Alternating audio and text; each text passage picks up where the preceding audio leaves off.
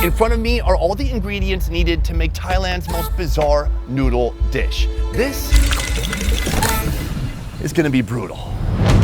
Last time on our cross-country Thai noodle adventure, we tackled Thailand's most controversial noodle. I have eaten noodles all around the world, but I have never seen a noodle that looks like this. Now we're leaving the north behind and heading to the city of Khon in Thailand's northeastern region, also known as Isan. This time, I'm on a mission to uncover the unheard of noodle dishes from Thailand's most bizarre food region. I feel like this is one of those noodles that no American has ever heard of before. I mean, there's feet in my bowl right now. Suck it up. And by the end, I'll drag my friend Andrew to join me in taking down this country's most exotic noodle yet. Oh, bro. That is wild. But first, something a bit more palatable. On the road with a motorbike, hanging around between the mountains. Right off a busy highway in Khon sits a restaurant with a design as traditional as its flavors. Here they're serving up what I can only describe as Isan on a plate.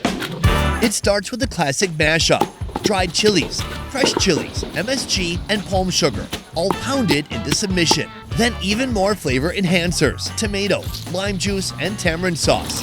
It's all pretty standard until it isn't. Enter fermented fish sauce, funky, salty, and aged for at least 6 months until it breaks down into liquid umami.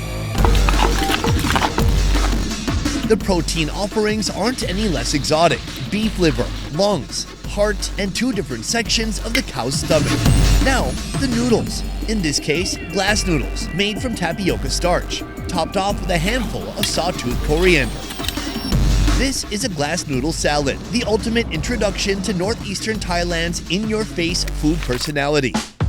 But before those noodles hit the table, let's take a moment to check in with ourselves. Travel teaches you a lot about how people live, how they think, and what they value. But it also holds up a mirror, forcing you to reflect on your own values. In some places, asking for help is normal. In others, it's taboo. I grew up in the type of single-parent home where being strong meant being silent. No matter what was going on, I just powered through it. But silence doesn't solve anything. A lot of you, especially men, have messaged me saying that you're going through something too. And that stuck with me, because I know how hard that is to say, even through text. That's why I appreciate what our paid partner, BetterHelp, is doing. They've made therapy easier to access, no matter where you are in the world or where you are in your journey. When I signed up, I just answered a few simple questions. The questions weren't just about my specific challenges, but about the kind of therapist I wanted to connect with. Then, a few days later, I was matched. Therapy did not instantly solve my problems, but it gave me the clarity to start dealing with them, and that was huge. So if you've been thinking about it, maybe now is the time. Visit betterhelp.com/besteverfood or scan the QR code for a discount on your first month of therapy. Start your internal journey today. Now, back to the show. Good morning and welcome to Northeast Thailand, also known as Isan. This region is surrounded by the countries of Laos and Cambodia, meaning food here gets some culinary influence from those countries. But here's why I'm really excited about coming to northeastern Thailand. This is probably the most overlooked area of this country. Everybody, when they come to Thailand, they go to Bangkok, they go to the islands, but few people come here. What makes Isan, or the Northeast, stand out from any other place in Thailand is the food. But not just the food, the bizarre food. Here you will find some extreme eats. In the past, you saw me sit down with Mark Wiens and eat tadpoles. You also saw me eating boiled frogs stuffed with eggs. Both of those have origins here in Isan. And by the end of this video, you're gonna be seeing one of the most strange noodle offerings you'll find in the entire country of Thailand. But first, this. In a moment, I'm gonna try these noodles, but I wanna get into some of these offals. The fun part about eating this is trying to figure out what the heck everything is. Is that intestine? I believe it is. Okay, yeah, gamey, strong. It's got personality, and not necessarily a personality that you like. Now, when it comes to stomach, you can see there are 2 different kinds of stomach. I don't know if you remember this from cow biology class, but cows are ruminant animals with 4 stomachs, meaning they also have different tastes and textures too. And this is a piece of what they call the black stomach. Now, that bite is wild. It tastes unrefined, kind of like the cow's gastric acids that would be in its stomach. It's a very intense, brutal flavor. Right here, we have the white stomach. Better. A nice snappy bite, a much more neutral flavor. Wow, fiery. That is everything except for the noodle. Let's go for it. The glass noodles have a great texture. They're a little bit bouncy, they're a little bit firm, which is amazing because they're sitting in this sauce for a long time, but it seems like no matter how long they would stay here, they would not become soggy. Pretty sure I just ate all the glass noodles in that one bite, and I like that. This dish is not just about the noodles. The noodles know how to share the spotlight with all these other ingredients in here. This is just the beginning of what's to come in our Isan adventure. The food ahead only gets wilder, each dish more extreme than the last. And by the end, we'll wrap up with a noodle dish so bizarre it even makes locals do a double take. It's a big no for me. What? But before we get there, I'm heading to a food court for a Thai noodle inspired by Vietnam. Paisarn, สวัสดีครับ Swatika. Meet Isan's award-winning chef, Paisarn. You are going to be with me throughout the day trying an extensive number of noodles. You are the owner of this noodle shop right here. Miss A is a third-generation Vietnamese descendant. Her grandmother made the journey here about 60 years ago. What is the name of the noodle that you're serving here? มีกะทิ มีกะทิ MEE KA TEE. rice noodles with coconut milk I want to talk about the origin of this noodle because it's not as simple as it just came from Isan. Where does this noodle come from? It all starts with a curry made with condensed coconut milk and chili paste. เอามาพอเอามาเมืองไทยใช่ไหมคะ originals come from Vietnam and travel through Laos and hit Thailand and I think the recipe has been evolved Yeah, no kidding. In the same pot, add minced pork, a splash of diluted coconut milk, sugar, soybean paste, salt, MSG, and pork seasoning. I live in Vietnam and I've even done a noodle tour in Vietnam. I never have seen any type of noodle that looks like this though. So, is this a dish that your grandmother made when you were younger? To thicken it up, a mix of egg and flour get tossed in. ไม่ ใช่มาเห็นแม่ทำ She never seen their grandparent making it, but it happened to be the mother making it. So the original Vietnamese who migrate to Thailand never make this one. The curry pairs with soft rice noodles, the kind that look suspiciously like the vermicelli you'd find in the streets of Vietnam. Top it off with chives, bean sprouts, and of course, dried chilies. In a moment, we're going to partake in a very unique dish. But first, I want to back up and talk a little bit more about Isan. A lot of people come to Thailand. They go to Chiang Mai, they go to the islands, but it feels like Isan gets overlooked. Everyone skips this. Isan always been an underdog. People always skip, as you said. But for me, Isan still have uniqueness of being untouched by tourists. If you want to see real Thai, you should come. So you're saying this is where you get a more raw, real Thai experience and not Exactly. something that's overrun by tourists. Yes. This in front of us now is a rice noodle with a coconut curry. The fact that it comes from Vietnam initially is very fascinating to me because also this woman is selling this here. This is what she is calling a Vietnamese spring roll. They're loaded with pork, glass noodles, bean sprouts, garlic, and chilies, all wrapped in rice paper, then deep fried to a golden crunch. Let's try giving it a little bit of a dip in this sauce. And just like in Vietnam, no bite is complete without a dipping sauce. Cheers ไหม Oh, you're gonna tap the food? Okay. Cheers. Cheers. Huh, it tastes like bean sprouts. Very sweet. The fried wrapper is nice. So I would say so far, it's very unlike anything I've had in Vietnam. That brings us to our main course, the noodle. Good นะ That's good. But, I mean, it tastes distinctly Thai. First of all, there's that coconut paste. Very coconutty, thick, savory. Some spice in there, but not crazy, especially for Thailand. It's not a crazy amount of spice. It's light, it's refreshing. It's a damn good noodle. That said, not similar to anything in Vietnam whatsoever. Become Thai It is just fascinating to see how recipes change depending on where they go. Vietnam to right next door here in Thailand, just in that short journey, something like this has become unrecognizable. This noodle dish is pretty tame compared to what's coming up next. I'm talking about food so intense, over half this country won't go near it. When you look at it, how do you feel? I don't want to try it But before diving into the deep end, I want to understand what makes food in Isan stand apart from the rest of Thailand. What I've seen is some of the more bizarre Thai dishes often are coming from Isan. Why is that? because Isan the land is quite dry. People they don't have too much money.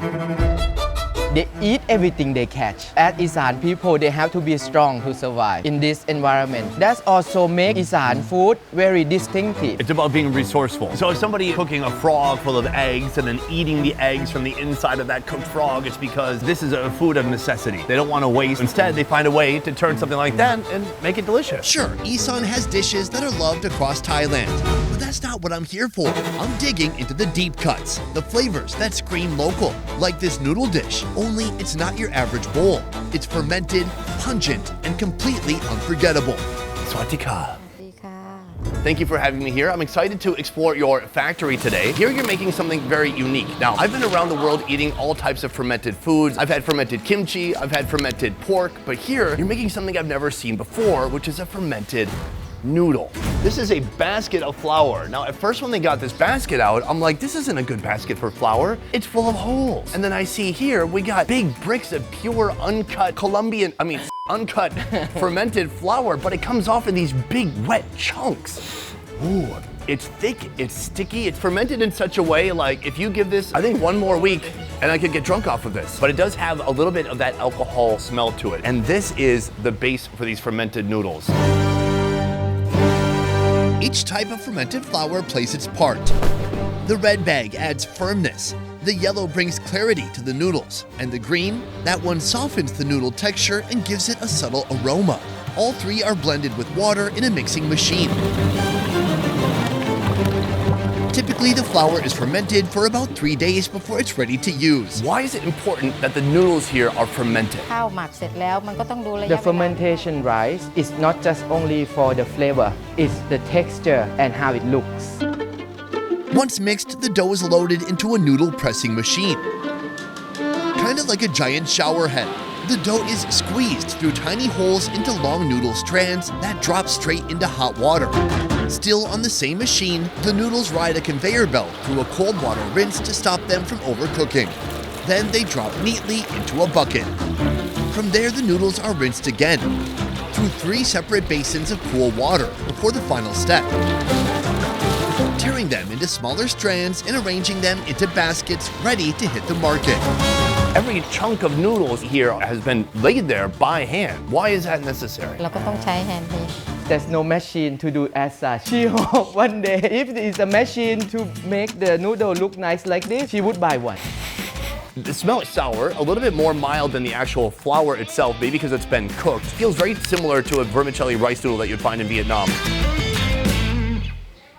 Oh yeah, it's got a nice texture. It's starchy, but definitely there is a sour note there. What is the value of having that sourness in the noodle versus maybe someone could just add some vinegar to their dish? มันเป็นกลิ่นเฉพาะของแป้งหมัก She said this is a uniqueness of this noodle because vinegar is kind of sharp, sour, but this is very mild. The sourness and the smell come after you chewing it. Oh, interesting. The noodles here are distributed to local vendors and restaurants across the city, and we're headed to one of those restaurants now. Here they serve a dish that's unmistakably Isan. It's not just the fermented noodles, but also chicken blood and chicken feet. The broth for this dish starts with a bold base, kaffir lime leaves boiled with a mix of curry paste and shrimp paste. Then comes the kicker, smoked mackerel blended with water into a thick fishy soup that's poured straight into the pot. Add in fermented fish paste, then welcome in that coagulated blood. As for the chicken feet, they've been simmered for 2 hours with kaffir lime leaves and salt before taking the plunge into the broth.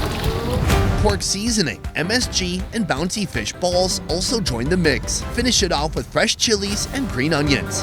Toss all that over a bed of fermented noodles and you've got this. Chicken feet, fish balls, chicken blood, and a rich, funky broth that throws every punch Isan cuisine has to offer right in one bowl. First of all, what is this dish called? ขนมจีนน้ำยาป่า Should we try the broth? Yes. Now it should be noted, it's not a hot broth. Usually people have it like lukewarm, not sizzling hot. How about some of the chicken blood? The texture is a little bit like a more firm tofu. When I first started doing the show about 10 years ago, something like that felt very bizarre to me. But now, I like it. I think we should dig into the noodle. I mean, this is the reason we're here.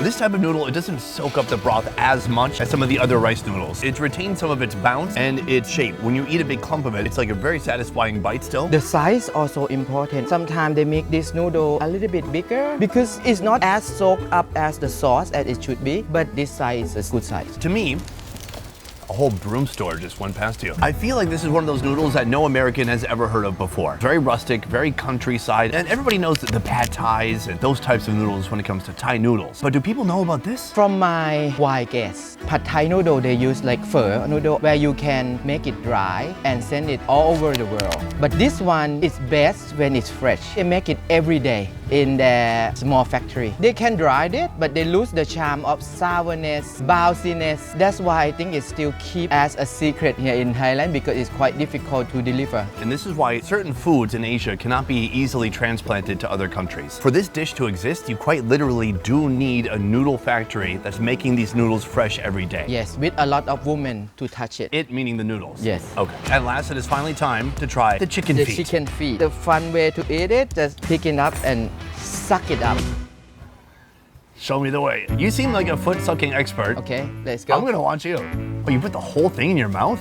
I'll try not to make too much eye contact though. Oh, wow, you're like an owl. Basically, you put the whole thing in there, strip off all the meat and the skin, and spit out the bones.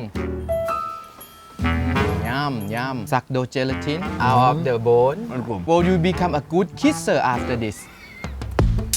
Wonderful focus, okay? Boom. That's pretty good, huh? See? Same. Nice! That was kind of awesome. It's so soft. You just have to kind of chew it a little bit, swish it around, and you can literally suck the skin off of it, and then all this flavor goes down your throat. Yum, yum. Yum, yum. Diving into this bowl is like diving into Isan and learning about this region of Thailand through your taste buds. But we have one more location to go to. A noodle that includes one of the most extreme ingredients in all of Thailand. Sir, nice to meet you. Nice to meet you. Originally from Bangkok, Chef Joe has adopted Isan as his new home. Here he runs a DIY hot pot joint where diners take the reins, cooking up all sorts of proteins in a rich, flavorful hot pot broth paired with noodles. This noodle, you've had it before. I had it before. And did you like it? There's some ingredient I don't particularly like. Like what? Like This one right here? that one. Ingredient 1, concentrated ox gall. Gall is the contents of the gall bladder or bile. This is 44% bile juice. Do you like this? ผมไม่ถนัด He doesn't like it. He does. So, but this is what I love. This is a Thai ingredient. I can read the Thai words on this bottle, and I have two guys in front of me saying, no thank you. Ugh, this is not exactly the visual I was going for. Dear Lord. I've experienced something like this in Chiang Mai before. Fresh bile juice, squeezed right from the bile sac, straight from a slaughtered buffalo. This one is pretty similar, except it's been mixed with fish sauce, salt, and a sweetener. But the wild part? It's popular enough to be bottled, labeled, and sitting on a shelf just like it's any other condiment. It kind of smells like fish sauce. Good. Here, bile is used as a flavor booster in dishes like lab, or as a key ingredient in dipping sauces, like the one we're about to try. Before we build up to that bitter bite, let's start with the hot pot. In a giant blender, ground lemongrass and galangal go in first. Then garlic, coriander, fried dried chilies, red onions, kaffir lime leaves, and a hot pot base made from fish sauce, coconut sugar, chili paste, and soy sauce. The result? A thick, fragrant paste that's cooked down until it's ready to bring the broth to life. When an order comes in, a scoop of that flavor-packed paste is mixed with beef stock and pork seasoning to create the hot pot base. On the side, glass noodles, beef shank, beef tongue, pork liver, tripe, and some of that hot pot base as a dipping sauce. In Isan, we have one word called Khom Am Lam. The translation is bitter in the good way. You know, because a lot of people think the flavor of bitterness in nature is meant to tell us that something is dangerous. But then you come to places like Thailand, especially in the north or northeast, and people embrace that flavor. Do you think it's just because they had it from the time they were young? Generation to generation, that's what he said. Their parents eating it and then taste it and then, oh, it's normal. But what about you? Did your parents eat it? No. Joining me, local food blogger Nutnik, Andrew? and my good friend and YouTuber Andrew Fraser. Every time I've had you on my show, it's so that I can make you suffer in some way. This is just f***ing noodles. How bad can it be? I just want to introduce you to my friend Andrew. In the past, we've gone on adventures eating tarantula hot pot. Good? No, not the best. And I even made him eat a fish that was still alive. Oh man, I'm never doing that again. Now Andrew has his own channel and he's going around eating giant rats, exposing toxic tofu in Indonesia. But today, I still have something that I think you've not matched yet. Read the ingredients here. Concentrated ox gall. It's gall. What is gall? It's bile. Oh, gallbladder. You're from Isan. Does this make your mouth water? It's a big no for me. What? Here we have a dipping sauce that soon we're gonna be incorporating this, but not quite yet. We're gonna build up to that. But first, there's a lot more to see on the table, including the whole reason we're here, noodles. It's a noodle dish. Huh, yeah. The dish called Jeh Hon. Jeh Hon literally means hot sauce. The craziest part about this meal is that even though we have all these insane animal offals inside of here, it's still not the weirdest part. Yeah. Right here, I have some tongue. Oh my God. Dude, that's spicy. There's so much flavor. Sliced very thinly. It better be. It's pretty chewy. But this sauce, I can feel the grain and the grit of all the ground up spices that are in here. Yeah. Next food, the liver. Much more chewable. You can just taste all the spices of Thailand, tons of chilies, galangal, and lemongrass, just strong. To follow that, I need this. Glass noodles soaked in that broth. It's just like you eating noodles and the soup at the same time. Yeah, I started this video by having glass noodles, but they were kind of cold or room temperature. But this, it's so hot. It's like the noodles are melting as you're eating them. But I say, let's cover up the flavor of these Thai spices. Yeah, wow. Normally what people would do is they would just put it in here with their dip. That's boring. As a food expert, self-appointed, Dude, are you kidding me? it's important whenever you try a new food to just purely try that one ingredient to really understand that ingredient. Oh, bro. With the fish sauce in there, that is wild. Cheers. Cheers.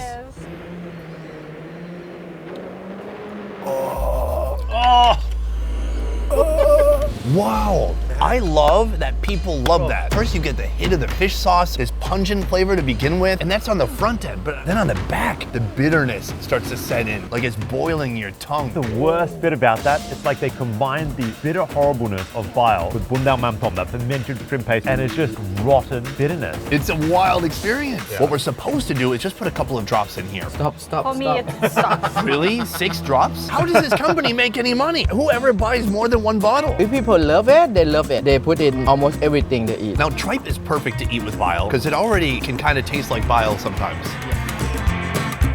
Oh man, I am riding a wave right now. This is culinary extreme sports. I can't get past that taste. What are you talking about? The bitterness can work if it's the right ratio. The correct ratio is 0. Final meat, we have that shank The shank. meat. This is a very prized and coveted piece of meat. There's only 1 pound of it in a whole cow. I am on board. I'm not. You're not? I'm on the outside. I'm so glad I tried it the pure way to get a full sense of the impact this can have on somebody. This can take you to the edge. Right. Some people never come back. But for people like me, you learn to appreciate it and you learn just to put in the right amount. For me, it's sort of reiterated my belief that there is nothing on earth that's quite as bad as bile. Still a big no for you. I'll get my bitterness somewhere else. What'd you think? Still no, but it's okay for today. I'm sorry, guys. I'm the yes team. Oh. So I'm a new man. I like it. Andrew, thank you for joining. I'm glad I can make you suffer. Thank you, sir. Guys, Thank you. for showing me more of Thailand. Beautiful. Today I tried 4 different noodles, but if I had to pick a favorite from northeastern Thailand, it would have to be those glass noodles in that spicy hot pot broth. Now if I had to choose a winner between this and the northern region, my vote still goes to khao soi. But our noodle journey isn't over yet. Next we're headed to the central and southern regions to find out which dish truly deserves the crown of Thailand's best noodle.